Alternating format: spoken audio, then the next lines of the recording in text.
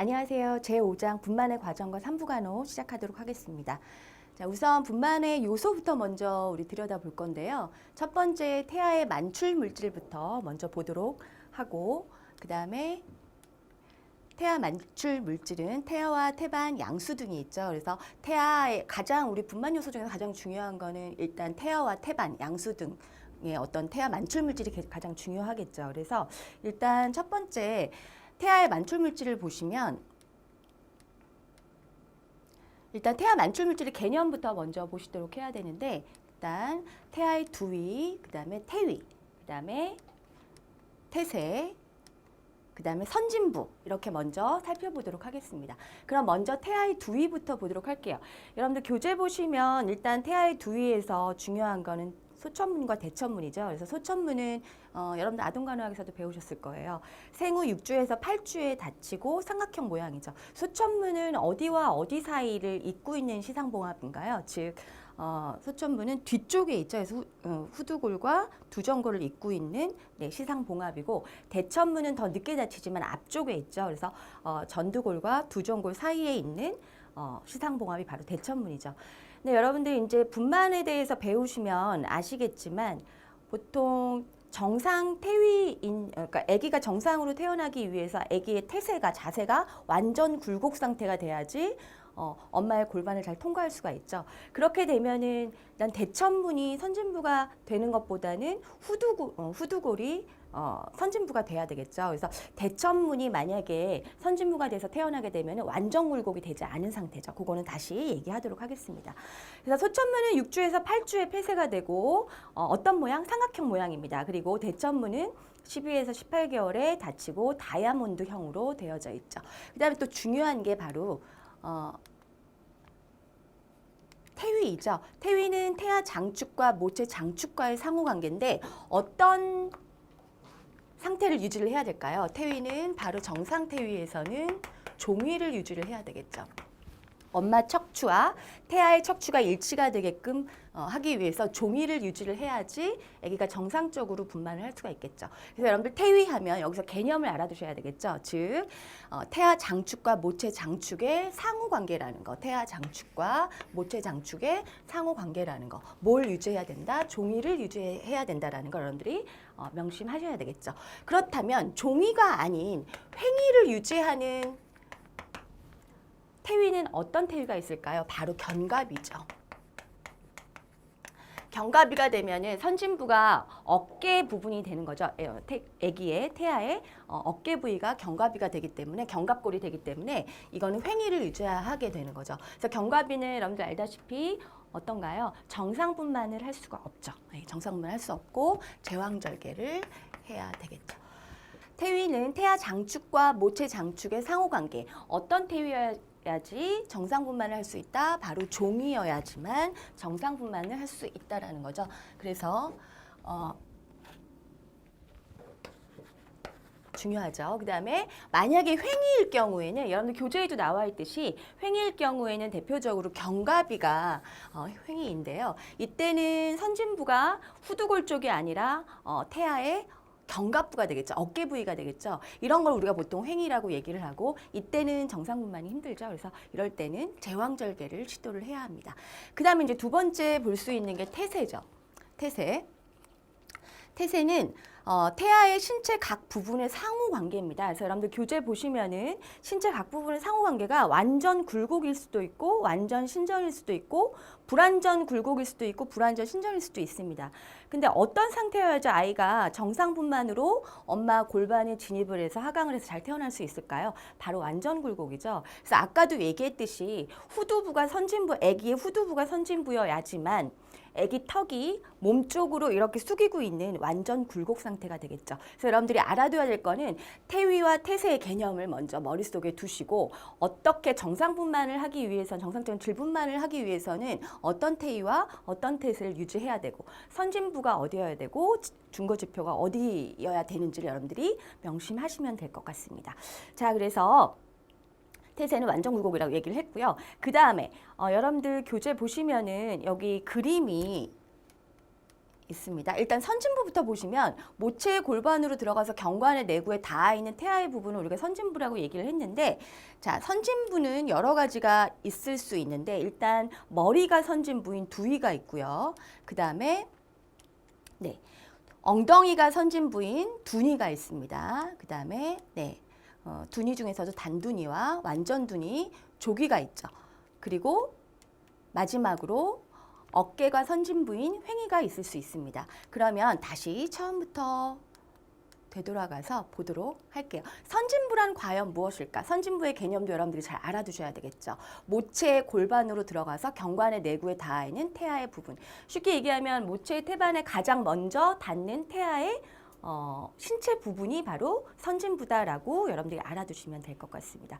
그래서 여러분들 그 선진부의 하강 정도라고 책에 나와 있는데, 선진부의 그 태아의 머리가 하강을 하는 것을 좌골국을 기준으로 우리가 얘기를 하는데, 좌골국을 기준으로, 좌골국이라고 하는 건 골반뼈인 거 아시죠? 골반뼈 장골, 좌골, 치골이 있죠. 여기서 좌골이라고 하는 건 태아가 선진부가 하강을 할 때 굉장히 중요한 지표가 됩니다. 선진부의 하강 정도를 우리가 체크할 때 가장 중요한 게 좌골극인데요. 좌골극보다 3cm 만약에 태아의 머리가 올라가 있으면 우리가 마이너스 3이라고 얘기를 하고요. 좌골극보다 더 내려가 있어서 3cm가 내려가 있으면 우리가 그걸 플러스 3이라고 표현을 합니다. 그래서 선진부의 하강 정도를 체크할 수 있는 가장 중요한 또 모체의 신체 부분이 바로 좌골극이라는 걸 여러분들이 알아두시면 될 것 같습니다. 그러면 우리 두위부터 먼저 볼게요. 선진부가 두위인 경우. 자, 머리가 이제 선진부인 경우인데 보시면은 두정위, 전정위, 전액이, 안면이 이렇게 있을 수가 있죠. 보통 가장 흔한 태위이면서 가장 정상적인 태아의 태위가 바로 두정위인데, 두정위는 보통 후두골이 선진부인 경우를 얘기를 하죠. 그다음에 그 이외에도 전정위, 전액이, 전액이는 이마가 선진부인 경우를 얘기를 하고요. 안면이는 턱이 선진부인 경우를 얘기를 합니다. 보통 안면이 같은 경우에는 정상분만이 힘들어서 보통 제왕절개를 시도하기도 합니다. 그다음에 두니죠. 두니는 여러분들 알다시피 질식분만으로는 조금 분만이 힘들죠. 정상분만이 힘들고, 두니 같은 경우에는 제왕절개를 해야 되는데 두니도 여러 가지가 있습니다. 단두니, 그림과 같이 보시면 이렇게 좌골극에 엉덩이가 먼저 닿아 있는 거를 바로 단두니라고 얘기를 하고요. 그 다음에 보통 두니의 70%가 단두니, 보통 70%를 단두니가 차지하고 있죠. 그 다음에 완전 두니는 이런 상태입니다. 다리를 펴고 있지는 않지만 엉덩이가 닿아 있는 이런 체위. 이걸 갖다 완전 두니라고 얘기하고요. 요거 다음이 바로 조귀라고 하는 건데, 조귀 같은 경우에 이렇게 다리 하나가 빠져 있는 체위죠. 그래서 우리가 이거를 브릿지라고 하기도 하는데, 푸팅 브릿지라고 얘기하기도 하는데, 이런 케이스도 보통 정상분만은 좀 곤란하다고 할 수가 있겠죠.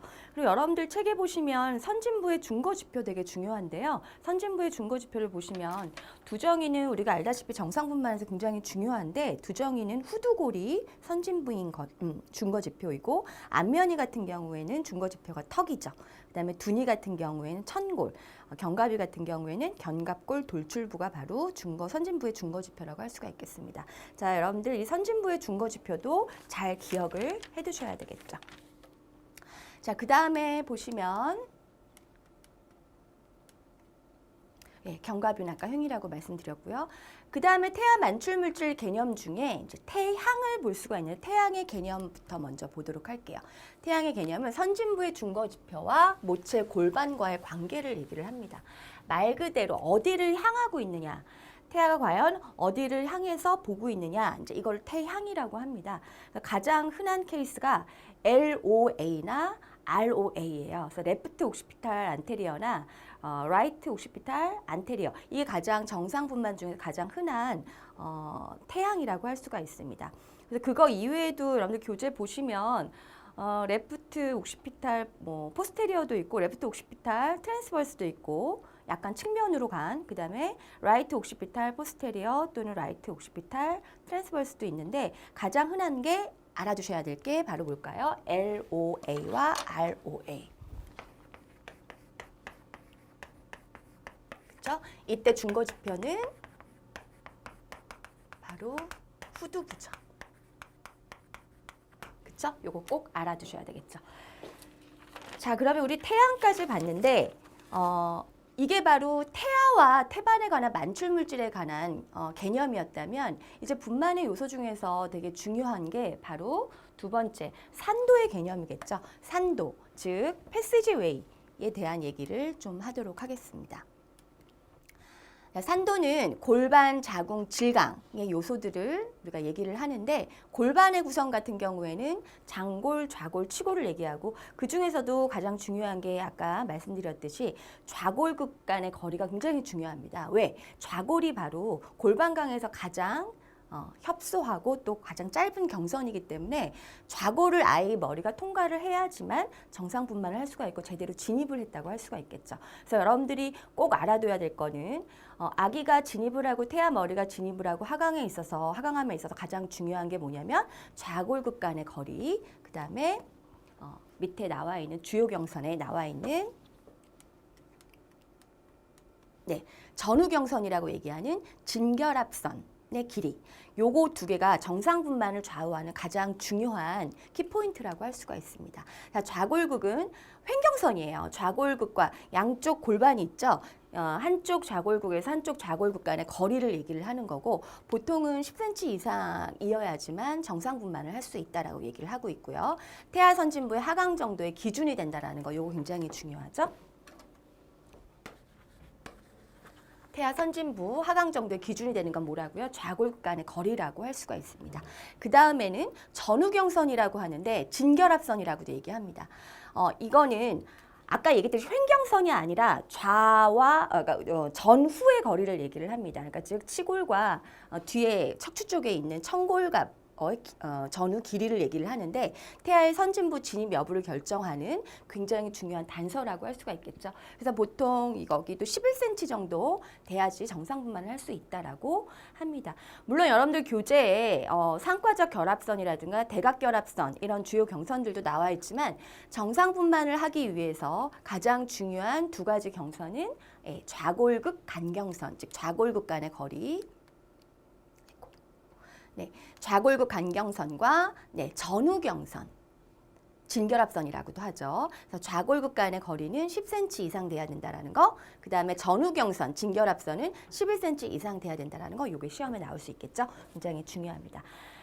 자, 이게 바로 이제 산도의 요소라고 할 수가 있겠습니다. 그래서 일단 골반 구성의 좌골에 대해서 얘기를 했고 주요 경선에 대해서 얘기를 했습니다. 그럼 세 번째 만출력인데요. 만출력이라고 하는 거 우리가 파워라고 얘기를 하죠. 근데 이 만출력은 두 가지 만출력이 있습니다. 파워.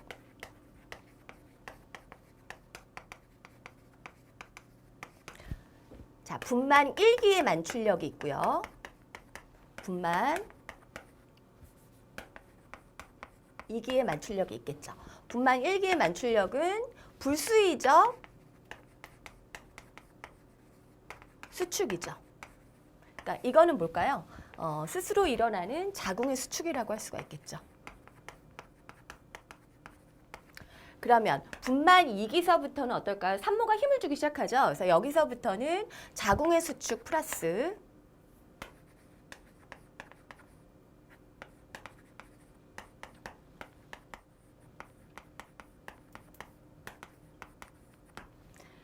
인부의 힘이 필요하겠죠. 그래서 수의적인 힘을 쓰기 시작하죠.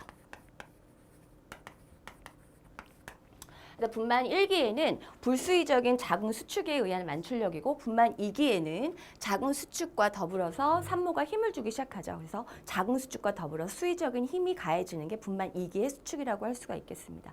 그래서 여러분들 책에 보시면 자궁 수축으로 인한 변화가 있는데 생리적 견축력이라는 말이 나옵니다. 그래서 생리적 견축력이라고 하는 건 뭐냐면 보통 우리가 분만이 임박했을 때 보통 생리적으로 정상적으로 일어나는 자궁의 수축을 보면 자궁 저부 쪽이 여러분들 아시죠? 저부, 체부, 경부가 있다면 자궁 저부 쪽은 더욱더 두꺼워지고 더 탄력 있어지고 굉장히 수축을 많이 하게 돼요. 그리고 그 반대로 아래쪽에 있는 인제 분만이 임박했을 때 아기가 나오기 위해서 열리는 경부 쪽은 어떻게 변할까요? 경부 쪽은 얇아지면서 종이장처럼 얇아지면서 벌어지면서 올라가게 되죠. 그걸 우리가 조금 어려운 말로 이제 소실이라고도 하죠. 경관계대와 소실이 일어나기도 합니다. 그래서 이런 게 이제 생리적인 수축이고 아주 당연한 거예요. 즉 뭐라고요? 자궁 저부는 짧고 두꺼워지고 그 다음에 하부 근육, 자궁 경부 쪽은 네, 이제 열려야 되기 때문에 소실되면서 얇아지고 늘어나야 되는 거죠. 그런데 병리적 건축력이라는 게 있어요. 병리적 건축력이라고 하는 건 뭐냐면 장시간 수축으로 인해서 파워가 수축력이 자궁의 수축력이 저부가 아닌 체부 쪽으로 이동을 하는 걸 얘기를 합니다. 근데 이 병리적 견축륜이 굉장히 위험합니다. 왜? 곧 이게 자궁 파열로 연결되기 때문에 위험할 수 있겠죠. 그건 뒤에 고위험 산모에서 다시 보도록 하겠습니다. 어쨌든 병리적 견축륜이 있을 때는 즉시 제왕절개를 하는 게 가장 이 응급 상황에서 필요한 처치라고 할 수가 있겠죠. 자, 그 다음에 이제 거상과 계대. 거상이라는 말은 제가 얘기를 했죠. 거상이라고 하는 거는 자궁 경관이 열리면서 굉장히 얇아집니다. 얇아지면서 종이장처럼 얇아지면서 위로 올라 들것자예요. 위로 올라가면서 벌어지는데 그걸 거상이라고 얘기를 합니다. 그래서 그림을 보시면 분만 전과 완전 거상이 됐을 때, 네, 완전 계대가 됐을 때 차이를 그림으로 나타내고 있는데 차이가 있죠. 자궁 경부가 처음에는 조금 두툼하다가 점점 얇아지면서 거상이 되면서 벌어지는 걸 우리가 볼 수가 있습니다. 그래서 보시면 초인부 같은 경우에는 이게 소실이 된 다음에 계대가 일어나지만 경산부는 모든 게 빠르죠. 그래서 계대와 소실이 동시에 일어난다는 거. 경산부는 보통 진입과 하강도 동시에 일어나죠. 여러분들 그것도 시험에 많이 나옵니다. 다시 얘기하도록 할게요. 그래서 지금 만출력까지 받고 그다음 네 번째가 이제 심리적 반응인데 여기서 심리적 반응은 누구의 심리적 반응일까요? 인부의 심리적 반응이겠죠. 얼마나 편안한 마음을 가지고 얼마나 준비된 상태에서 분만을 잘 영위를 하느냐 이런 심리적 반응도 분만에 어떤 그 원활한 분만에 영향을 미칠 테고 또 산부의 자세도 되게 중요하죠. 보통은 산부의 자세는 여러분들 알다시피 우리 인부의 분만 시 자세가 어떤 자세인가요? 바로 절석이라고 하죠. 절석이. 절석위 또는 쇠석이라고 하죠. 그래서 자궁경관 무슨 검사를 하거나 뭐 팝도말 검사를 하거나 이럴 때도 시행하는 부인과 검진 시 많이 취하는 체위이긴 한데 이 체위가 과연 산모한테 편할까요? 글쎄 힘주기는 별로 좀 그렇게 쉽지 않은 체위라고들 얘기를 하죠. 그래서 가장 좋은 거는 산모가 편안해하는 체위를 취할 수 있도록 해주는 게 좋겠죠. 사실 이 체위는 산부인과 의사만 편한 체위라고 할 수가 있습니다. 그래서 산모의 체위까지 이렇게 봤습니다. 그러면 여러분 정리 한번 해볼게요. 우리 분만의 요소는 지금 여태까지 5가지를 얘기를 했습니다. 자, 분만의 요소. 자, 첫 번째 너무 중요하죠. 패신저. 패신저라고 하는 거는 태아나 또는 태반이나 또는 뭐 양수 이런 거의 요인이죠. 태아가 과연 어떤 태세를 하고 있느냐, 완전 굴곡됐느냐, 아니면 불완전 굴곡을 하고 있느냐, 또는 불완전 신전을 하고 있느냐, 이런 태아의 어떤 자세, 태세 중요하고 또 태양, 모체와 태아의 어떤 선진부 그 중고지표와의 관계, 상호 관계 이런 태양도 중요하고 어디를 바라보고 있는지 이런 것도 중요하고 또 태위가 중요하죠. 아까 제가 정상 태위가 뭐라 그랬나요? 모체의 어떤 장축과 태아의 장축이 서로 일치를 해야 되겠죠. 엄마는 이렇게 종위로 하고 있는데 아이가 횡위로 누워있게 되면은 당연히 정상분만은 힘들겠죠. 그래서 정상적인 태위를 유지를 하고 있는지 아까 종위라고 얘기를 했습니다. 경과비가 아니라 경과비는 횡위라고 얘기를 했죠. 그런 어떤 태아의 여러 가지 요소 이런 것들 되게 필요하고 두 번째가 바로 패시지웨이죠. 이거는 태아나 태반 물질, 뭐 태아 물질, 태반 양수 이런 것과 조금 차이가 있죠. 이거는 산도의 요소라고 할 수가 있겠죠. 산도 요소. 그래서 엄마 산도가 너무 골반이 협소하거나 또는 아도 골반 불균형이라고 하죠. 아기 머리는 너무 큰 거에 반해서 엄마 골반이 너무 좁거나 뭐 이런 어떤 골반 간에 문제가 있다라든가 질강이 잘 수축, 뭐 이완을 하지 못한다라든가 경관이 잘 개대가 안 된다라든가 이런 여러 가지 골반이라든가 질강 또는 경관계대, 자궁경관, 뭐 자궁수축 이런 것들이 이제 바로 패스지웨이, 산도에 대한 어떤 요소가 될 수 있겠죠. 세 번째가 바로 뭐냐면 이것도 되게 중요하죠, 여러분들. 분만 요소 중에 또 중요한 게 만출력이죠. 만출력, 파워. 파워는 두 가지가 있죠. 엄마가 힘을 잘 줘야 되겠죠. 그렇죠? 드라마에서도 많이 나오죠. 힘 줘 이런 말 많이 나오죠. 아기 낳는 그런 장면이 나올 때 꼭 그렇게 얘기를 하는데 일단 엄마가 무조건 힘준다고 해서 되는 건 아니겠죠. 스스로 자궁 수축이 어떻게? 불수의적인 수축이 일어납니다. 불수의적이다 이게 무슨 뜻일까요? 내가 힘을 주지 않아도 저절로 자궁에 힘이 주어진다는 얘기겠죠. 그래서 불수의적 수축.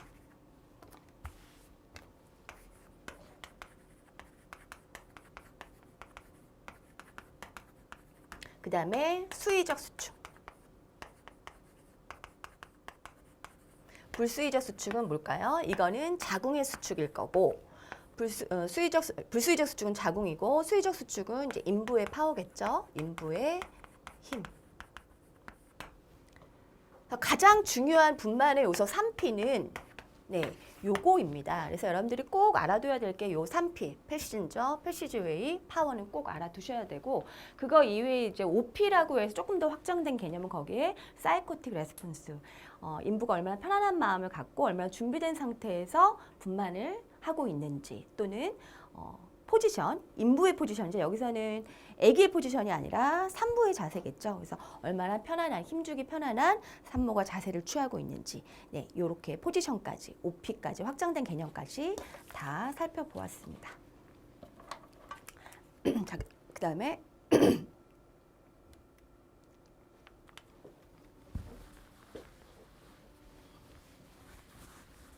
두 번째 요소는 분만의 과정 및 분만 단계별 간호를 볼 건데요. 분만의 과정 및 분만 단계별 간호에서 일단 분만 과정이 굉장히 드라마틱해요. 그래서 여러분들 일단 분만 전구 증상이 다르고 분만 1기 때가 다르고 분만 2기 때가 다르고 3기 때가 다르고 또 4기 때가 다릅니다. 그래서 각각의 기수별로 산모에게 어떤 일이 벌어지고 어떤 증상이 벌어지고 또 거기에 따른 어떤 간호를 해줘야 할지 이런 부분들을 살펴보도록 하겠습니다. 일단 아무튼 분만 전구 증상은 굉장히 중요한데 시험에 많이 나오죠. 많이 출제되죠.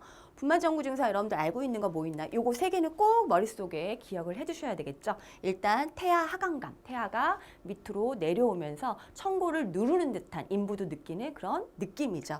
태아 하강감과 가진통, 진진통 구별하는 거 시험에 많이 나오는 거 아시죠? 그래서 가진통과 진진통 구분을 하셔야 되고 가진통이 바로 분만 전구 증상이죠. 그 다음에 이슬. 이슬이라고 하는 건 양수가 터지기 전에 약간의 질분비물처럼 혈액이 섞인 액체가 나오는 걸 우리가 이슬이라고 얘기를 하죠. 그래서 여러분들 이거 말고도 분만 전구 증상에는 뭐가 있나요? 여러분들 알고 계시는 거 있죠. 체중도 감소가 되고 또 하나 태동도 줄어들죠. 그렇죠? 그리고 뭐 경관이 연화된다라든가 경관이 더 부드러워지는 거 이런 전구 증상들도 있지만 우리가 꼭 알아둬야 되는 세 가지 분만 전구 증상은 뭘까요? 태아 하강, 가진통, 이슬. 요 세 가지는 머릿속에 꼭 여러분들이 담아 두셔야 되겠죠. 그렇다면 요거를 짚고 넘어가셔야 되겠죠. 자, 진진통과 가진통의 차이. 여러분들 꼭 기억을 하셔야 돼요. 진진통은 말 그대로 뭐예요? 진짜 진통이에요. 이건 진짜 아기가 나올 거예요. 지금 가진통은 어떤 건가요? 가짜 진통이죠. 그래서 보통 초산부들은 가진통인지 진진통인지 구분을 못해요. 그래서 병원에 헛걸음을 하는 경우가 되게 많아. 꼭 아기가 나올 것 같아. 그래서 병원에 왔는데 의사가 내진을 해보더니 조금 더 있다 오셔야겠습니다. 집에 돌아가는 경우가 되게 많아요. 그런데 경산부들은 어떨까요? 경산부들은 아무래도 진진통과 가진통 구분을 잘 하겠죠. 그래서 딱 맞춰서 병원에 가는 경우가 되게 많습니다. 그렇다면 진진통과 가진통이 어떤 차이가 있느냐? 일단 규칙성, 간격, 강도, 부위, 진정제 효과, 이슬 이런 특성상 다 달라요. 두 개가 완전히 확연하게 다릅니다. 그래서 진진통을 일단 규칙성으로 봤을 때는 되게 규칙적이에요.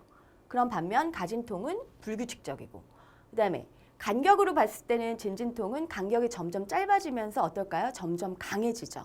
그거에 반해서 가진통은 간격의 변화가 없습니다. 불규칙해요. 진진통은 어떨까요? 점점 강해지고 보행시 더욱더 심해집니다. 그거에 반해서 가진통은 강도 변화가 없고 오히려 걷거나 체위 변경을 했을 때 완화된다는 점이 진진통과 확연히 다른 점이겠죠.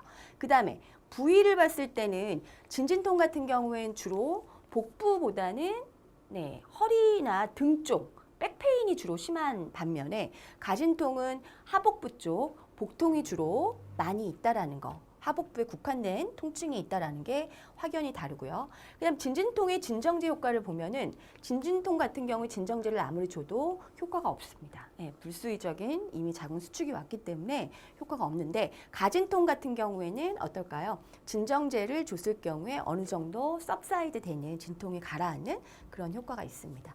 당연히 진진통은 이슬이 보이겠죠. 그런데 가진통은 어떨까요? 이슬이 보이지 않습니다. 하나 더 추가하자면 자, 경관계대가 있을까요? 없을까요? 경관계대를 보이겠죠. 그렇죠? 그런데 가진통은 어떨까요? 경관계대가 있을까요? 없을까요? 경관계대가 당연히 보이지 않겠죠. 네. 그래서 이슬과 경관계대가 있는 건 진진통이고 이슬과 경관계대가 보이지 않는 거는 가진통이다. 이렇게 여러분들이 구분을 꼭 하시면 되겠습니다. 시험에 많이 나옵니다. 꼭 알아두세요. 네. 그다음 분만의 단계를 보도록 할게요. 그렇다면 이제 분만의 단계는 1단계부터 3단계까지 쭉 보고 나머지 이제 4단계가 이제 회복 단계라고 할 수가 있는데 분만 단계를 보시면 분만 1기부터 볼게요. 분만 1기는 우리가 개대기라고 얘기를 합니다. 그래서 개대기라고 하는 말은 뭐냐면 발음이 좀 이상하죠. 개대기 또는 개국이라고도 하는데 자궁경관이 완전히 열리는 시기다 이런 뜻이에요. 그래서 여러분들 분만 1기 때 딱 개념화해서 알아두셔야 되겠죠. 즉 뭐예요? 규칙적인 자궁 수축 시작부터 언제까지? 자궁경관의 완전 개대까지를 우리가 분만 1기라고 얘기를 합니다. 그럼 이 시기에 일어나는 어떤 몸의 변화는 어떤 현상들이 일어날까요? 보시면 여러분들 자궁경관이 완전히 벌어지겠죠. 그렇죠? 그래서 경관이 짧아지고 얇아져서 마치 종잇장처럼 되는 아까 우리 설명했던 어떤 거 거상이라는 게 일어나겠죠.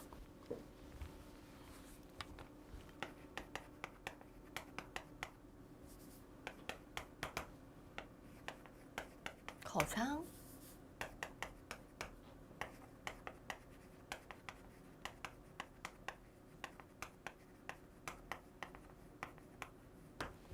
분만 1기 때 볼 수 있는 확연한 어떤 변화는 자궁경관이 완전히 짧아지고 종잇장처럼 올라가는 거상이 일어나고 그리고 자궁경관이 완전히 벌어지는 완전 개대가 일어나겠죠. 분만 1기에는 보통 이제 자궁수축이 불수의적인 자궁수축이 일어나는데 이것도 분만 1기에도 어떤 진행 상태에 따라서 뭐 잠재기, 활동기, 이행기 이렇게 나눕니다. 그래서 잠재기 때는 자궁경관이 이제 얇아지면 소실되는 그런 상태를 잠재기라고 얘기를 하고 개대기는 자궁경관이 열리는 시기라고 할 수가 있겠죠. 그러면서 이행기 때는 이제 분만 2기로 이행된다. 그래서 이행기인데 분만 1기, 2행기 때는 태아 머리가 하강하는 그런 상태가 되겠죠. 그래서 여러분들 잠재기 때는 뭐라고요? 자궁이 소실되고 그 다음에 활동기 때는 뭐라고요? 자궁경관이 개대되고 이행기 때는 태아 머리가 선진부가 하강을 한다. 이렇게 알아두시면 되겠습니다. 자, 그 다음에 이제 분만 2기를 보도록 할게요. 분만 2기. 자, 분만 2기 굉장히 중요하죠. 분만 2기는 분만 어떤 진행 과정 중에서 가장 바쁜 시기라고 해도 과언이 아닙니다.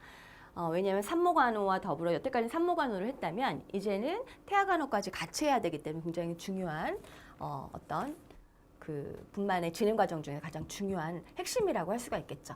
분만 2기 때는 여기 보시면 개념 알아두셔야 되겠죠. 뭔가요? 자궁경관의 완전 개대부터 태아 만출기까지. 근데 분만 2기를 우리가 뭐라고도 얘기를 하냐면은 우리 책에는 골반기라고 나와 있지만 태아기라고도 얘기합니다. 또는 태아 만출기라고도 얘기를 해요. 태아 만출기. 그래서 분만 2기 때는 우리가 꼭 알아둬야 되는 게 여러분들 눈치채셨을 거예요. 분만의 기전을 꼭 알아둬야 되겠죠. 그래서 여러분들 그림을 보시면 자, 그림이 보이시나요? 그래서 지금 진입, 하강, 굴곡, 내회전, 신전, 외회전, 그 다음에 경관 만출. 이렇게 지금 우리 분만의 진행 그 기전이 나오는데 그림을 자세히 보시면 여러분들 그 태세, 아까 배웠던 태세라든가 태양이라든가 태위라든가 우리가 다 확인할 수가 있습니다. 지금 아기 머리가 완전히 굴곡이 돼 있죠. 완전히 굴곡이 돼서 어떻게 돼 있나요? 지금 보면은 선진부는 지금 어디가 있나요? 여기 거의 후두부가 지금 선진부를 향하고 있죠. 그렇고 완전히 아기가 이제 굴곡을 했다가 신전을 해서 완전히 빠져나가게 되면 아까 굴곡했기 때문에 신전을 해야 되겠죠. 그러고 난 다음에는 이제 견갑이 각각 만출이 되면서 분만이 진행이 되는 거겠죠. 그래서 여러분들이 알아둬야 될 거는 뭘까요? 진입, 하강, 굴곡, 내외전, 신전, 외외전, 만출. 이것들 여러분들이 꼭 분만 기전을 알아두셔야 되겠죠. 자, 분만 2기에서 중요한 거는 분만 기전입니다. 자, 진입, 하강, 굴곡, 내회전, 신전, 외회전,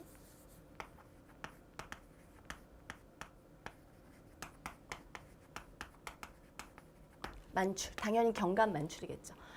그래서 분만 기전을 꼭 여러분들이 머릿속에 기억을 하셔야 되는데 여기서 보면은 진입한 건 아시겠죠? 네, 좌골 쪽에 아까 진입을 먼저 하고 하강을 한다라고 얘기를 했고 완전 굴곡 자세여야지만 아까 태세에서 완전 굴곡 자세여야지만 골반강을 통과하기가 쉽다 그랬어요. 그 내회전은 왜 내회전을 해야 되느냐? 자, 여러분들 골반 입구는 처음에 입구 들어가는 아기가 들어가는 골반 입구 좌골극 간의 거리라고 그랬죠. 그 골반 입구는 되게 넓은데 들어가면서부터는 전후경선이 더 넓어요. 그러니까 골반 입구는 횡경선이 넓다가 조금 들어간 다음에는 앞과 뒤 전후경선이 더 길어지는 거죠. 그래서 아기가 어떻게 해야 되나? 아기가 그냥 한 자세로 해서 계속 밀고 들어가는 게 아니라 살짝 어떻게 해야 되나요? 살짝 머리를 틀어서 내외전을 해야지만 통과하기가 되게 쉬운 거죠. 그래서 여러분들 굴곡 다음에 내외전을 하는 이유를 여러분들이 꼭 알아두셔야 되는데 아기의 대횡경선이 그러니까 아기의 머리 중에서 가장 긴 경선을 대횡경선이라고 얘기를 하는데 아기의 대횡경선이 골반 입구에서 골반 출구까지 통과하기가 편하게 하기 위해서는 어떻게 해야 된다고요? 살짝 측위로 옆으로 돌아야 돼요. 그래서 안쪽으로 내외전을 한 다음에 그 다음에 신전을 하고요. 네, 이제 빠져나오기 위해서 신전을 해야 되겠죠. 아까 굴곡했으니까 완전히 신전을 해서 머리가 빠져나왔겠죠. 그 다음에 원래대로 복구되는 외회전을 거쳐서 만출이 되는 거겠죠. 그래서 견갑이 만출되고 후견갑이 만출되고 이런 기전을 통해서 아기가 나오는 거겠죠. 정말 신기하죠, 여러분들. 예, 가르쳐 주지도 않았는데 이렇게 알아서 자기 자세라든가 또는 진입하는 방법, 하강하는 방법, 자기 태세 이런 것들을 조율을 한다는 게 정말 되게 인체의 신비인 것 같습니다. 그래서 여러분들 요거를 그냥 외울 게 아니라 기억을 하시는 게 좋을 것 같아요. 그러니까 그거를 여러분들이 논리적으로 기억을 하시는 게 좋을 것 같아요. 그냥 외우는 거에는 한계가 있을 것 같아요. 진입, 하강, 굴곡 이렇게 외우는 거는 여러분 머릿속에 오래 안 남죠. 일단 골반강 내 좌골국에 진입을 해서 하강을 해서 어떻게 완전히 굴곡을 해서 어디가 보이도록 후두부가 보이도록 해야지 나오기가 편해요. 그래서 완전 굴곡을 했고 그 다음에 아까 어떻게 한다고 그랬나요? 네, 좌골국의 어떤 그 횡경선보다 전후경선이 더 넓기 때문에 살짝 내외전을 하고요. 아까 굴곡했던 거를 다시 신전을 하고 그 다음에 복구, 아까 내외전 했으니까 안쪽으로 돌았으니까 다시 복구하기 위해서는 어떻게 해야 될까요? 외회전을 하고 그 다음에 한쪽 어깨씩 나오는 전경감 만출, 후경감 만출을 해서 아기가 무사히 나오는 거겠죠. 그래서 여러분들 분만의 기전을 꼭 알아두시고 시험에도 많이 나오니까 꼭 알아두시면 좋겠습니다. 그래서 분만 2기 때는 이렇게 태아가 만출되는 커다란 사건이 생기는 거죠. 그렇다면 이제 분만 3기, 마지막으로 분만 3기에는 이제 뭐가 나와야 되나요? 분만 3기에는 그렇죠. 이제 태반이 나와야 되겠죠. 그래서 태반이 나오는 시기도 조금 우리가 정기하고 중기, 후기 좀 나눠볼 수가 있는데 태반이 먼저 박리가 돼야 돼요. 그래서 태반이 박리되는 태반 박리기와 그 다음에 태반이 만출되는 태반 만출기 이렇게 나뉘어 볼 수가 있습니다. 네. 아기를 낳아보신 산모들에게 이제 물어보면은 아기 다 낳고 한시름 낳구나라고 할 때 갑자기 다시 자궁 수축이 오면서 막 그 하복통이 생긴대요. 그래서 깜짝 놀란대. 그때가 바로 언제일까요? 바로 태반이 방리되면서 만출되는 시기겠죠. 근데 여러분들 그 태반이 방리된다라는 건 왜 분리되는 거죠? 자궁 그 내막으로부터 태반이 분리가 되는 건데 분리가 되면서 만출이 되려면 어때야 될까요? 역시 자궁 수축이 일조를 해야 되겠죠. 그래서 그때 자궁이 수축되면서 산모는 이제 소량의 질출혈도 있고 그때 또 통증을 느끼는 거죠. 마치 아기 낳고 산욕기에서 배우시겠지만 산욕기에 어떤 게 있나요? 훅배라고 하는 산후통이 있죠. 산후통이 있는 것처럼 통증을 느낀다는 거죠. 그리고 여러분들 술주기전, 덩컨기전이라는 게 있는데 그건 여러분들 그냥 막 외운다기보다는 그냥 이해만 하시면 될 것 같아요. 모체면이 태반의 모체면이 먼저 나왔느냐 또는 태아면이 먼저 나왔느냐에 따라서 술주기전, 덩컨기전이라고 얘기를 합니다. 그래서 술주기전이라고 하는 거는 중앙면이 먼저 떨어져서 태아면이 먼저 보이는 게 이제 술주기전이고요. 덩컨기전은 되게 울퉁불퉁해서 어떤 모체면이 먼저 빠져나간 거를 갖다가 우리가 덩컨기전이라고 얘기를 합니다. 태반이 잘 방리돼서 잘 바깥으로 배출이 돼야지만 태반 잔여 조각이라든가 이런 것들이 남아서 문제를 일으키고 또 감염을 일으키고 출혈을 일으키고 자궁 내막염을 일으키고 이런 일이 없어야 되겠죠. 그렇다면 이제 분만 3기를 잘 넘어서서 분만 4기가 됐어요. 우리 분만 4기를 뭐라고 하냐면은 분만 3기는 우리가 태반기라고 얘기했었죠. 태반기. 태반 만추. 그다음에 분만 마지막으로 분만 4기예요. 분만 4기를 우리가 뭐라고 하냐면 회복기라고 얘기를 합니다. 언제부터 언제? 여기 태반 만출서부터 산욕 2시간까지를 우리가 분만 4기라고 얘기를 하고 회복기라고 얘기를 합니다. 여러분들 분만 4기 때 우리가 잘 봐줘야 되는 건 뭘까요? 일단 출혈과 감염 양상을 잘 봐줘야 되겠죠. 그래서 산욕 2시간까지 우리가 잘 봐줘야 될 거는 빨리 아기가 나오고 난 다음에 원래대로 산모가 회복을 하기 위해서 이제 여러 가지 합병증들이 있는데 그게 가장 이제 흔한 합병증이 자궁 출혈이라든가 아니면은 자궁 내막염이라든가 이런 감염증후 이제 이런 것들이 흔하기 때문에 그런 것들을 잘 봐줘야 되겠죠. 자, 그럼 여태까지 분만 1기, 2기, 3기, 4기를 한번 쭉 살펴봤습니다. 그래서 여러분들 각각 아까도 말씀드렸지만 분만 전구 증상과 분만 또 1기 증상, 2기 증상, 3기 증상, 4기 증상은 각각 구분해서 알아둬야 될 거고요.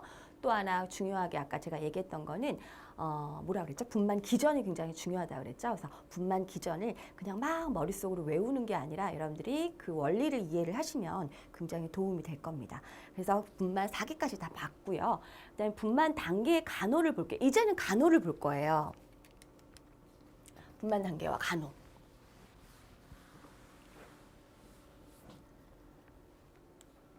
분만 단계의 간호를 보면은 일단 분만 전 간호가 있고 그다음 분만 1기 간호, 2기 간호, 3기 간호, 4기 간호 이렇게 나눠서 볼 거예요.